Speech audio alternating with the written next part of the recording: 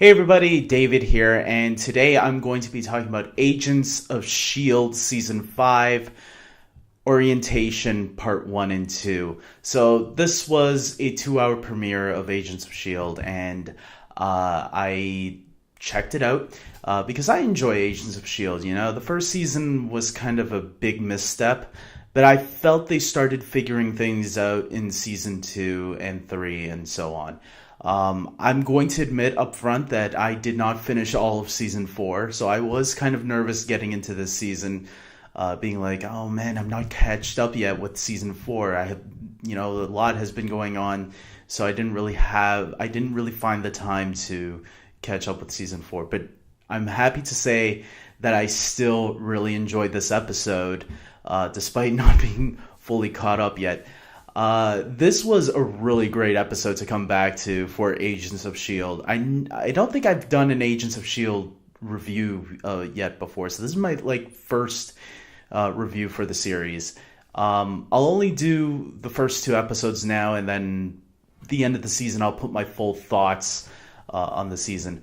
Unlike Inhumans, which I dropped after the first 2 episodes and didn't bother picking it back up. But yes, this was a fantastic episode. We see them not only in space, but we find out in this episode that they are actually in the future. What? That was a huge reveal, and the way they revealed it was kind of stunning. Especially when they showed the planet Earth blown up, or at least we thought it was blown up, and I thought it was going to... maybe this is something that's going to be connected to Avengers Age of Ultron. Infinity War.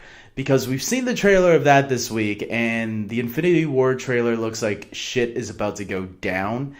So I connected it to that. But then in the second part of the episode, we find out from one of the new characters that Daisy had something to do with this. With her Quake abilities, which now says, holy shit. Daisy, what the hell did you do? I was blaming it on Thanos in the first hour. Now I have to blame it on you. What the hell did you do?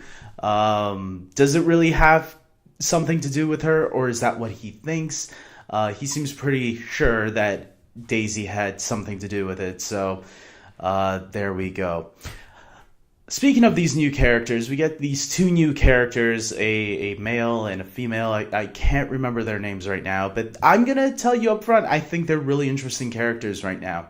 I'll learn their names eventually, but I really do like them. I like their characteristics. I think they seem like really cool, interesting characters, especially since they're from this future where Earth has already been destroyed, so they grew up in this world where, they're a little nervous with the S.H.I.E.L.D. members because their friend who was killed brought them over into the future to help them, I'm guessing, defeat the Kree. Because the S.H.I.E.L.D., Agents of S.H.I.E.L.D., has dealt with the Kree before in the past.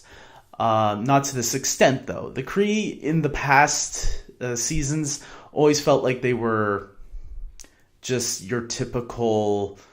freak of the weeks, I guess. Where in this episode, they actually felt like a real threat. And maybe it has something to do with now the S.H.I.E.L.D. members being on the Kree's turf.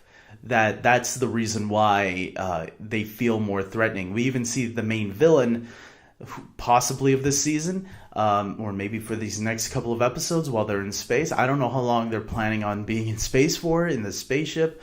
We'll see.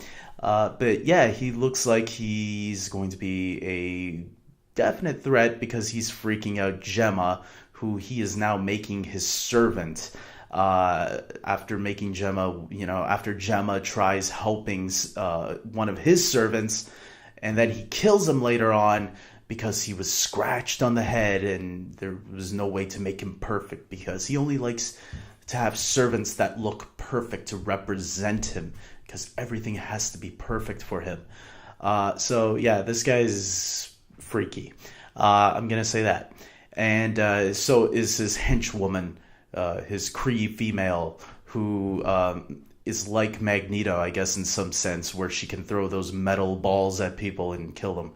Because Magneto did that in Days of Future Past and in X-Men 2, the second X-Men movie from 2003, directed by Bryan Singer. So yeah, I mean, she was pretty badass as well. She didn't say much. She didn't say anything at all, but she was badass, just by throwing her balls. Take that as you will. Yeah, this was a fantastic episode, guys. It really has me pumped up to see what's going to happen in this season. Are we going to see Fitz again? Fitz was mentioned a couple of times. Apparently, he's the only one that didn't come into this future. I think they're going to show us what's been going on with Fitz eventually. I'm now starting to think that maybe this is not going to be connected to Infinity War, but whatever. I was just reading an interview with Jed Whedon, who is one of the showrunners of the show, and he said that, you know what, we've built up our own mythology enough that we don't have to rely on the theatrical side anymore. Now we can do our own thing and build up our own mythology. And really, if that's the case, I think they're on the right track. I think they need to focus on their own mythology. I'm starting to get that feeling with some people that maybe the shows and the movies will never have that big crossover that we really want. And we have to start letting that go. And if that's the case, they just proved it this week that they don't need the movies to rely on. They are perfectly telling stories that are on their own for the show. And, you know, the special effects, especially coming from someone that watches the CW shows as well, the superhero shows on the CW, the special effects on ABC has always been top notch for Agents of S.H.E.I.L.D. And they're crushing it again with this space stuff. So I'm really loving the way this is going. So yeah, guys, comment below and tell me your thoughts on the season 5 premiere of Agents of S.H.I.E.L.D. Like this video, subscribe to my channel. I'm not going to promise I'll do every episode. Maybe the next episode I'll do is the 100th episode. I know they have the 100th episode coming this season. We'll see. But I will for sure review season 5 once it's over. So you can expect that when season 5 ends. So until then, take care.